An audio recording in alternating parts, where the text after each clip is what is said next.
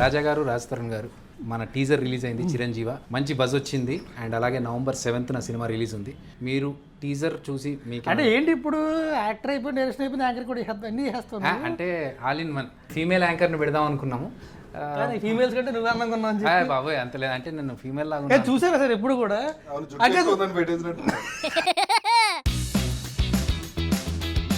Male అయితే కొద్దిగా male చేస్తారని చెప్పి మనమే ఉన్నాం. ఎవ్వడు పట్టించుకోలేదు. ఈ సినిమాలో నటిస్తున్నప్పుడు ఎలా అనిపించింది అన్న? అంటే నా గురించి గొప్పగా చెప్పమని, సినిమా గురించి మీరు ఎలాగో చెప్పరు నాకు తెలుసు. మీ ఐడియా బాగుండింది, డిఫరెంట్ గా ఉంది. కథ చెప్పినప్పుడు అనిపించింది. ఇంతవరకు ఆ కాన్సెప్ట్ లో రాలేదు కదా. తను లైఫ్ ఇంకా ఎంతకాలం ఉందన్నదే హీరో కనిపించడానికి కొత్త కాన్సెప్ట్. సినిమా కూడా బాగా డీల్ చేశారు. బాగా డీల్ చేశారు అన్న దగ్గర ఈ సినిమా డీల్ చేశాను అంటాను. రీజన్ ఏంటంటే 24 గ్రాఫ్ట్స్ తో పాటు 25th గ్రాఫ్ట్ కూడా డీల్ చేశారు. వద్దు ఆయన అడగొద్దు అన్నారు, మళ్ళీ నాకు గెలక్క అంటే ఏంటి సార్ అది? వద్దు రాజు గారు ఎందుకండి. ఆయనకి అర్థమైంది సార్. నేను ఎన్నో ఏళ్ళ నుంచి సినిమా ఇండస్ట్రీలో ఉన్నానా, నాకు పెద్దగా గొప్పగా ఎప్పుడే పేరు రాలేదు. తిరుగుతున్నా అన్ని సినిమాలు. జబర్దస్త్ వల్ల గడ్డం నవీన్ బయటపడ్డాడు. అక్కడ అదిరైపోయిన బయటికి తీసుకొచ్చాడు గడ్డం నవీన్ అని. ఇప్పుడు మళ్ళీ సినిమా అంతే, నేను మిమ్మల్ని తీసుకురావడం తప్ప మీరు ఎవరు నన్ను తీసుకురావడానికి ట్రై లేదన్న. ఈ సినిమా ప్రమోషన్లో మొత్తం నా భుజస్కంధాలపై మోసుకెళ్తే వెళ్తున్నాను నేను. మీరు ఇప్పుడు అక్కడ డైరెక్ట్ ఇచ్చిన సీన్ లో చెబితే బాగానే ఉంటుంది. దాని ఇందాక మేల్ చేస్తారు ఆ టైంలో. ఉయ్యాల జంపాల తర్వాత మళ్ళీ మీరు ఇద్దరు కలిసి కాంబినేషన్లో చేయడం చాలా రోజుల తర్వాత, ఇయర్స్.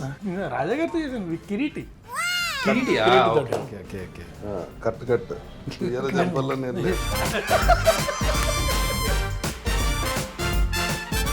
రాజు గారు మీరు చెప్పండి మీ ఎక్స్పీరియన్స్. అంటే ఫస్ట్ నా ఎక్స్పీరియన్స్ ఏముంది, నేను సినిమా చేస్తాను, నువ్వు ఫస్ట్ డైరెక్ట్ చేస్తున్నావు, నీ ఎక్స్పీరియన్స్ చెప్పాలి. ఇది హౌ వాజ్ ఇట్? చాలా అంటే ఎన్నిసార్లు చేయమంటా, ఒకటో షాట్ దగ్గర నుంచి సార్ ఇంకొకసారి చేయండి అన్నం పెడతాను మీకు. ఎలా ఉంది ట్రాన్సిషన్, ఎలా ఉంది ఇప్పుడు అర్థమైందా డైరెక్టర్ల బాధ? 100%. నేను ఎందుకంటే అంటారు కదా, డైరెక్షన్ అంటే 20% క్రియేటివిటీ, 80% మేనేజ్మెంట్. చాలా మేనేజ్ బాగా చేసి 23 సంవత్సరాలు చేసిన యాక్టింగ్లో ఎప్పుడూ ఇంత కష్టపడ్డది లేదు. ఈ సినిమా కోసం ఒక డైరెక్టర్గా అంటే అన్ని పనులు అన్ని దాని మీద. అంటే డైరెక్టర్ అంటే అసలు 24 క్రాఫ్ట్స్ ని అందరినీ డీల్ చేయాలి కదా. డీల్ చేయాలి. ప్లస్ టైమింగ్ ఉంటుంది. ఈ ఆర్టిస్ట్ వెళ్ళిపోవాలంటాడు, డేట్స్ లేవంటారు, అది అంటే చాలా ఉంటాయి టెన్షన్. డైరెక్టర్ అంటే అసలు అంత ఈజీ. అది కాక ఏంటంటే మొత్తం బ్లాకింగ్ అంతా చేసుకున్న తర్వాత ఆర్టిస్ట్ కో క్రియేటివిటీ ఉంటుంది.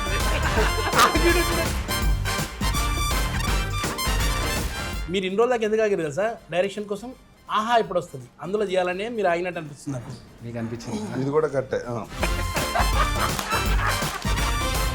చిరంజీవి గురించి మనం సినిమా మాట్లాడుకున్నాం, కానీ చాలా మందికి ఏంటంటే చిరంజీవి అనగానే మెగాస్టార్ చిరంజీవి గారు, జై చిరంజీవ అట్లా అనిపిస్తుంది. సో మీరు స్టోరీ విన్నారు, ఈ టైటిల్ అనుకున్నప్పుడు ఇది యాప్ట్ అనుకున్నారా, ఇంకేదైనా ఉంటే బాగుంటుంది అనుకున్నారా మీరు? మన కథకే చిరంజీవి చాలా రాజు గారు మీకు? నాకు స్టోరీ విన్నప్పుడు అంటే కాన్సెప్ట్ చాలా కొత్తగా ఉంది, ఫన్ ఉంది, ఇంప్రూవైజ్ అవుతాయి, ప్లస్ ఇంకుంటే కామెడీ అనుకున్న దానికంటే ఇంకా బెటర్గా వస్తుంది.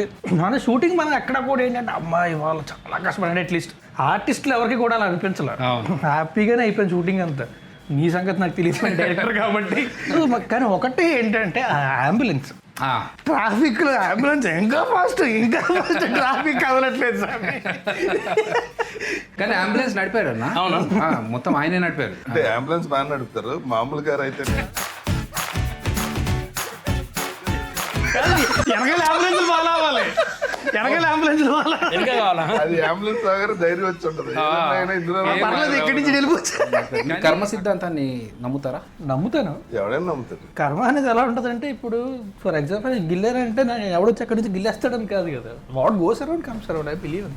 నేను నమ్ముతాను. కర్మ అంటే హిందీ సినిమా కర్మ కాదు. కాదు, ఈయన ఏదో ప్రిపేర్ ఇచ్చారు చెప్పండి. మీరు పక్కన కూర్చున్నప్పుడు నర్వస్ ఉంది సార్. యాక్చువల్గా నేను ఏం మాట్లాడితే ఏమైతే అర్థమైతలేదు.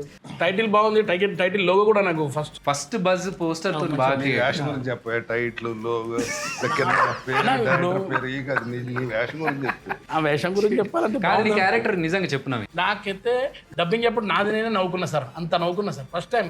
మీ యాక్టింగ్ మీరు నవ్వుకున్నారు. ఇప్పుడు నవ్వుతుంది. నా డౌట్ జనం నవ్వరు. ఏ క్యారెక్టర్ చూసి నవ్వుకోలేదండి, ఆయన చూసి ఆయన నవ్వుకున్నాను. అవునా? లేదన్నట్టు ఫార్వర్డ్ చేసేసారు కానీ మిగతా అన్ని ఫార్వర్డ్ ఓన్లీ నాన్నది పెట్టారు. ఆయన షార్ట్స్ మాత్రమే డబ్బింగ్ చెప్పించి లేదన్నా అక్కడ కథ బయట చెప్పేస్తుంటాను చెప్పేస్తారు. ఒకటి ఈ కాలు కొద్దిగా ఆపరేషన్ అయింది సార్, కొద్దిగా. లెగ్మెంట్ అయింది. ఈ కాలుని ఒక మెట్టు మీద పెట్టలేను నేను. కరెక్ట్గా నా షార్ట్కు మెట్లు ఉన్నాయి సార్ 3. ఈ మెట్లు ఎక్కాలి అంత ఫాస్ట్ ఫార్వర్డ్లో. ఈ మెట్లు ఒక డైలాగ్ చెప్పాలి. ఎట్లుంటా సార్ అప్పుడు నా వయసులో? ఆ డైలాగ్ వచ్చింది ఎడిటింగ్లో లేదు. అంటే లేదా అదే మీ సెన్సార్ వాళ్ళు ఒప్పుకోలేదు. అన్న యముడి గురించి మనం ఈ సినిమాలో కొత్తగా చెప్తున్నాం. అంటే ఇప్పటివరకు యముడు అనగానే యమగోళ యమలీల ఎక్కువగా తెలిసిన సినిమా, కానీ మన దాంట్లో యముడు కూడా ఒక దేవుడే, పూజార్హుడు. అండ్ ఆయన సూర్య భగవానుడికి పుత్రుడు, శనిదేవుడికి సోదరుడు అనే విషయాన్ని మళ్ళీ ఒకసారి ఆడియన్స్కి చెప్తూ, ఇప్పటివరకు ఎవరి చెప్పని పాయింట్ ఇంకోటి ఏంటంటే యమధర్మరాజుకి మన భారతదేశంలో 2 గుళ్ళు ఉన్నాయి. అందులో ఒకటి తమిళనాడులో ఉంటే ఒకటి మన తెలంగాణలో ఉంది. సో ఇప్పటి వరకు ఈ విషయాన్ని ఎవరు ఎక్స్ప్లోర్ చేయలేదు. మనం ఆ పాయింట్ని బయటకు తీసుకొస్తున్నాం అన్న. అంటే దేవుళ్ళ గురించి చెప్పేంత గొప్పలం కాదు, కానీ ఒక జనాలకు తెలియని ఒక కొత్త పాయింట్ని మనం చెప్తూ దాంతోపాటు ఒక స్టోరీని ఎంటర్టైనింగ్గా తీసుకెళ్తున్నాము. అండ్ చాలా హ్యాపీగా అనిపించింది నాకు షూట్లో మీరు ఒక మేజర్ పార్ట్ ప్లే చేస్తూ. నేను అనుకోలేదన్నా నిజంగా మిమ్మల్ని కాస్ట్ చేసి మీతో విలన్గా చేయించాలని, అంత కుదురుతుంది అంత తొందరగా అని అనుకోలేదు. కానీ థ్యాంక్ యూ యాక్సెప్ట్ చేసినందుకన్నా. నిజంగా అన్న మీరు ఆ రోల్ యాక్సెప్ట్ చేసి ఆ క్యారెక్టర్ చేయడం వల్ల నాకు పెరిగింది. ఏంటి చెప్తారా? ఏంటి కామెంట్ ఏం లేదు సార్. నిజంగా సార్ నేను ఏమడిగినా తెలుసా సార్, అన్న షూటింగ్ అంతా అయిపోయి ఇంకా కాస్ట్యూమ్ నేను తీసుకోవాలని అడిగాను సార్. మీ కాస్ట్యూమ్ అంటే మీ లుక్ కానీ అవన్నీ ఎంత భలే ఉండే సార్. సినిమా చూసారు? లేదు సార్, నేను డబ్బింగ్లో యాక్చువల్గా షూటింగ్ ఉండే కదా సార్. నేను మీతో పాటు సంజయ్ నేను అందరం ఉన్నాం కదా సార్. ఆ లాస్ట్ 2 days చూశాను, నాకు కూడా హ్యాపీ అనిపించింది. మీకు ప్రతిదానికి హ్యాపీ అనిపిస్తుంది. టైటిల్కి హ్యాపీ అనిపిస్తుంది, లోగోకి హ్యాపీ అనిపిస్తుంది. అండ్ మన టీజర్ రిలీజ్ కంటే ముందు నాకు కలలో ఒక పెద్ద బుల్ లేచి అలా నడుస్తూ ఉంటే నేను షాక్లో చూస్తున్నాను.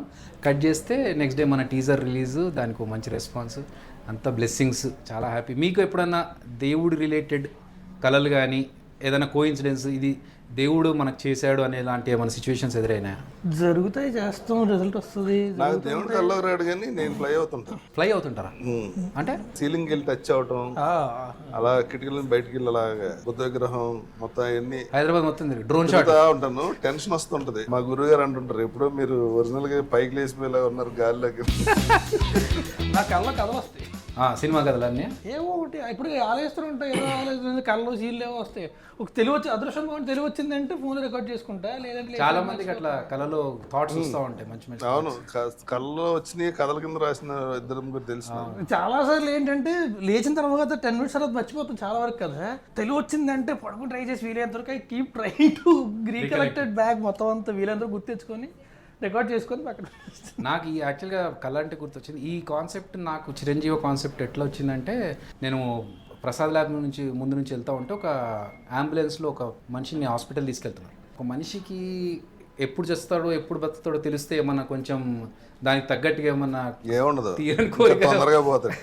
అలా నాకు కనుక తెలిస్తే నేనేమన్నా చేయకుండా ఆగిపోయిన బకెట్ లిస్ట్ మొదలెట్టండి, ఏదో చేద్దాం. డైరెక్టర్గా పేరు పడితే చాలనుకున్నా. ఇప్పుడు మనకి ఎప్పుడు నెక్స్ట్ బకెట్ తన్నేసి ఎవరిలో ఉన్నా పర్లేదు నాకు, కానీ అది నిజంగా ఆ ఒక్క భయం మాత్రం ఉండిపోయింది నాకు. అది ఎప్పుడంటే కరోనా టైంలో. ఆ టైంలో అనుకున్నాను, అబ్బా డైరెక్టర్గా పేరు పడకుండానే పోవాల్సి వస్తుందేమో.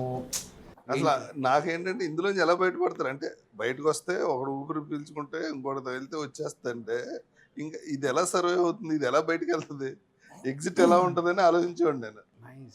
అదొక కొత్త థాట్. అంటే తలుపులు వేసి కూర్చుంటే ఎంతకాలం కూర్చుంటే ఒకటేంటంటే అప్పట్లో వేరే పర్యాడు we have to keep trying to know as much as information available to us. So అప్పుడు ప్రతి ఒక్కటి చెప్పింది ఏంటంటే we will grow immune to it over time. అది ఎప్పటికొద్దే. కానీ దాని తర్వాత లైఫ్ స్టైల్ మారిందన్న. కరోనా తర్వాత చాలా మంది ఇది కాదు లైఫ్, రోడ్ నెంబర్ 45 వస్తే తెలుస్తుంది. ఏమైందన్న రోడ్ నెంబర్ 32 పబ్లు ఉన్నాయి కదా, అన్ని busy. What a diversion road number 45 నీకు ఇంకా అర్థం కాలేదు. నేను రోడ్ నెంబర్ 45 అది అక్కడంతా టైర్ షాప్లు అవి అవి గుర్తొస్తున్నాయి, కానీ నీకు టైర్ షాపులు కాదు. 45 టైర్ షాప్ ఉన్నది, ఏదో నోటుకు వచ్చినట్టు మాట్లాడటం తప్ప. ఒకటి ఉంటాయి కదా సార్, కార్ది పెద్ద డెకోర్స్ అని. అది టైర్ షాప్ కాదు, కార్ షాప్. అది కార్కి టైర్ కి సంబంధం.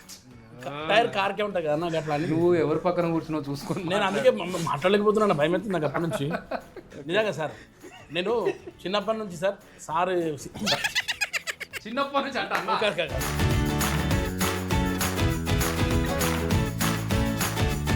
ఇప్పటి నుంచి నేను ఎన్ని మీరు చూస్తున్నా సార్. నేను ఇందాక కూడా మీతో షేర్ చేసుకున్న 3 ముక్కలాట అనే సినిమా చేసినప్పుడు కూడా మీరు అప్పుడు ఎంత స్మార్ట్ అని ఇప్పుడు అట్లే ఉన్నారు సార్. అసలు ఇంత కూడా మాత్రం అస్సలు లేవు. నీ చిన్నప్పుడు అన్నప్పుడు దొబ్బింది ఇంక పోవద్దు. మొత్తం ఇంటర్వ్యూలో ఇంతసేపు ఖాళీగా ఉన్నాడు ఆయన. లేకపోతే ఏదో అది ఏమంటే సార్ మీరు టైర్ షాప్ దగ్గర ఆగినప్పుడే అయిపోయింది, పంచర్ అయిపోయింది అక్కడ. అన్న సినిమాలో కామెడీ జనాలకు ఉందా అన్న? నువ్వు చేసిన అన్నావు, నువ్వే చూసిన అన్నావు. అంటే లేదన్న నాది ఉంది మీకే నవ్వొచ్చింది అన్నారు సార్. నాది నాకు నిజంగా నవ్వు వచ్చింది సార్. ఆ రోజు డబ్బింగ్ చెప్పుకోలే బయటకు వచ్చాను సార్ నేను. మాకు కదా రావాలి సార్ సార్ ప్లీజ్ నా కోసం నవ్వండి సార్. ఇన్నేళ్ళ నుంచి నువ్వు నవ్వుతే మళ్ళీ ఆయన చూసారా?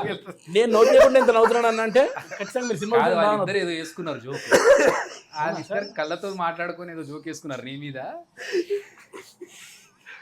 పోనీ మీరు ఆ సీన్ చేసినప్పుడు మీకు వచ్చిందా? ఏదన్నా మీకు వస్తుందిలేదు. అన్న మనది రాజమండ్రి అక్కడే గోదావరి జిల్లా భీమవరం. భీమవరం అందరికి చిన్నప్పుడు ఏదైనా స్కూల్ ఉంటుందా అన్న? ట్రైనింగ్ వాటర్ ఉంటుంది, వాటర్ వాటరా? Super. What was the day? ఈ రోజు షూటింగ్ ప్రాపర్గా అయిపోయి చాలరా బాబు, మిగతా అంతా మేనేజ్ చేసుకున్నాం. ఇవాళ మాత్రం సూపర్. ఎవ్రీడే 6 o'clock అనిపిస్తుంది. లేదన్న. అంటే ఒక నిమిషం 6:30 దాటితే ఖాళీ సీట్ కదా, ప్రొడ్యూసర్ ఎదురుగుండా నుంచి కూర్చుని ఇలా అంటుంటే కానీ ఏదో రకంగా ఇది అయిపోతే బాగుండ్రా బాగుంట్లా. ఆ సిచ్యువేషన్ రాలేదన్న. అంటే 6:30 లోపు అన్ని 6:30 లోపు ఫినిష్ చేసాము. ఒక్కరోజు మాత్రం ఆ రోజు నేను ఉన్నా. ఈ రోజు ఈ పూట గడిస్తే చాలరా బాబు, షూటింగ్ క్లియర్గా అయిపోతే చాలా అనుకున్నది మనం కంటైనర్ యాడ్ చేస్తున్నప్పుడు కుకట్పల్లి దగ్గర. Okay okay. ఆ రోజన్నా ఫుల్ వర్షం ఉందని ఫోర్కాస్ట్. ఈ రోజు భారీ వర్షాలు ఉన్నాయన్నారు. భారీ వర్షం ఉన్నప్పుడు ఎప్పుడు పడదలే. కానీ ఆ రోజు 2 సార్లు మీకు గుర్తుంటే 11 o'clock అంటే ఇంకా మేము ఫాస్ట్ షూట్ చేసేస్తున్నాము. 11 o'clock అనుకున్నాం, పడలేదు. మళ్ళీ రాజు వచ్చి 1 గంట కానీ వచ్చింది బ్రో మెసేజ్ ఇప్పుడే, 1 గంట కల్లా ఖచ్చితంగా పడుతుంది అంటే పడొద్దు అనుకుని మొక్కుకొని చేసాము. దేవుడి దేవల్ల అసలు ప్యాకప్ తర్వాత పడ్డది. ప్యాకప్ తర్వాత మనం మొత్తం అయిపోయి 6:30కి ప్యాకప్ బయలుదేరినప్పుడు అప్పుడు పడ్డది. సో ఆ రోజు నాకు చాలా టెన్షన్ గా, ఎందుకంటే మనం అనుకున్న టైం లైన్ లో అప్పటికే చాలా సార్లు పుష్ అవుతూ వచ్చింది కదా. కరెక్ట్. అది ఒకరోజు చేద్దాం అనుకున్నాం, అప్పుడు అవ్వలేదు, కుదరలేదు. అప్పుడు ఆ రోజు చేయడం, సో ఇంకో రోజు చేద్దాంలే అని చెప్పి పుష్ 2-3 సార్లు పుష్ అయిన తర్వాత కథ అంతా రాసు. హీరోకి పైన మీటర్లు కనబడతాయి, పక్క వాళ్ళ ఆయుష్ తెలుస్తుంది, అంతా ఓకే. అక్కడి నుంచి ఫన్ అవని కాన్ఫ్లిక్ట్స్ చాలా ఉంటాయి, చాలా థ్రెడ్లు ఉంటాయి, అన్నీ ఉంటాయి. బట్ మెయిన్ థాట్ నీకు ఎక్కడి నుంచి వచ్చింది? ఇంతకుముందు చెప్పిన దానికి ఎక్స్టెన్షన్. ఇప్పుడు నేను సేమ్ అంబులెన్స్ చూసావు? అంబులెన్స్ కాదన్నా, అంబులెన్స్ వెళ్తుంది కదా, వెళ్తున్నప్పుడు ఆ పర్సన్ అరే ఈయన బ్రతుకుతాడో చస్తాడో అది తెలిస్తే బాగుండు అనుకున్నప్పుడు నేను కార్లో రేడియోమీటర్ చూస్తూ ఉన్నా. మనది స్పీడోమీటర్ ఉంటుంది పక్కన, పెట్రోల్ది అంత ఉంటుంది కదా. ఆ స్పీడోమీటర్ చూసినప్పుడు ఆ నంబర్స్ ఉంటాయి కదా, 40, 60, 80 ఇలాగే ఏజ్ కూడా కనిపిస్తే క్లారిటీగా తెలిసిపోతుండే కదా మనకు ఎన్ని ఇయర్స్ అనేది. అన్నప్పుడు ఆ థాట్ ఈ థాట్ రెండు మిక్స్ చేసుకొని ఒక మనిషికి చావు అనేది ఈ స్పీడోమీటర్ లాగా తెలిస్తే 40, 60, 80 అలా తెలిస్తే బాగుండు కదా అనే థాట్ నుంచి. నువ్వు ఒక్కడే కూర్చొని రాసావా are you have a set of right? నేను ఫస్ట్ లైన్ డెవలప్ చేసుకున్నాను. ఇలా ఒక మనిషికి ఇలాంటి శక్తులు వస్తాయి, ఆ లైఫ్లో వాడికి అడ్వాంటేజ్ కాదు. మీకు టైము డేట్తో సహా తెలిసింది అనుకోండి, ఏం చేస్తారు మీరు? ఏం చేస్తామన్నా మనకు మీ తీరని కోరికలు ఏమైనా ఉంటే అవి కంప్లీట్ చేసుకోవడానికి ట్రై చేస్తాం. నాకు తెలిస్తే ముందే శ్మశానానికి వెళ్ళి చేరేసి కూర్చుంటాను. ఎందుకన్నా ఇలాగ తర్వాత అక్కడికే కదా పోయేది. ఎందుకు మోసుకెళ్తాను? అమ్మో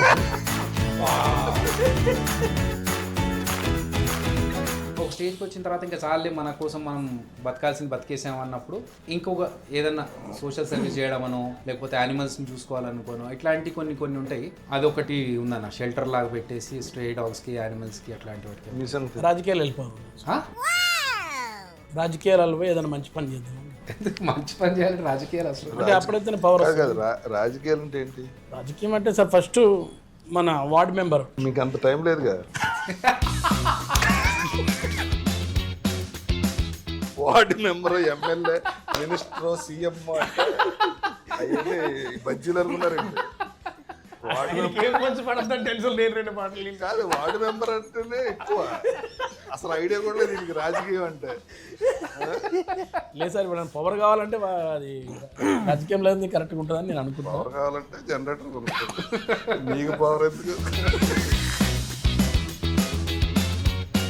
ఏదో ఒకటి చెప్పకండి సార్, సీరియస్. ఇప్పుడు సీరియస్ చెప్తా సార్, చాలా సీరియస్. ఇప్పుడు మన సినిమాలో హీరోకి మీటర్ కనిపిస్తుంది కదా, నీకు అలా మీటర్ కనిపించే పవర్ వస్తే నువ్వేం చేస్తావు? ఫస్ట్ గడ్డగించుకుంటాడు. సరే హీరో గారు ఏం చేస్తున్న పనులు అవే నేను కూడా చేస్తే బాగుంటుందేమో అనిపించింది నాకు కూడా. ఏం చేశాడండి? అయ్యో పైసలు వసూళ్ళు రాత్రి అమ్మ చెప్తే మళ్ళీ మొత్తం స్టోరీ రివీల్ అవుతుంది కదా సార్. అంత మీరు రివీల్, మీకు అసలు కథ తెలియదని అర్థమైంది. లేదు సార్ తెలుసు సార్. ఒక పని ఏం చేశాడు చెప్పండి.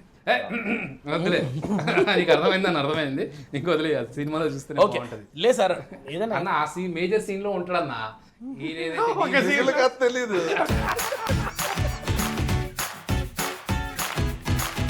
మన సినిమాకి వస్తే సో ఇంకా ఎవరెవరు ఆర్టిస్టులు ఉన్నారు సినిమాలోని?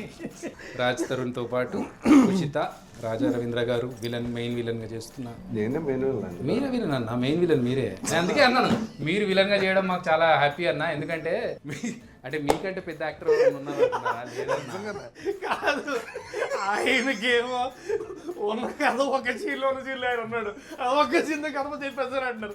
మీరేమో క్యాస్ట్ నేనే పేరు ఎవడక్క చెప్పలేదా నువ్వు? అన్న మర్చిపోయారా మీరు? తర్వాత 200 కథలు 200 కథల మధ్యలో మళ్ళీ అది గుర్తుండాలంటే మళ్ళీ November 7th సినిమా రిలీజ్ అయినప్పుడు చూసి. కానీ యాక్చువల్లీ గుర్తుంటాయి, నచ్చినవి గుర్తుంటాయి అంటే అలా కాదు. నాకు గుర్తుంది అయితే. ఒకసారి మన 7th November అయిపోయిన తర్వాత ఆ సక్సెస్ ఎంజాయ్ చేసి తర్వాత మళ్ళీ వచ్చి మిమ్మల్ని కలిసి మళ్ళీ మంచి కథలు చెప్పి మీకు అందులో 4-5 కథల్లో ఏది నచ్చితే దాన్ని బట్టి will proceed. Thank you for all your support అన్న.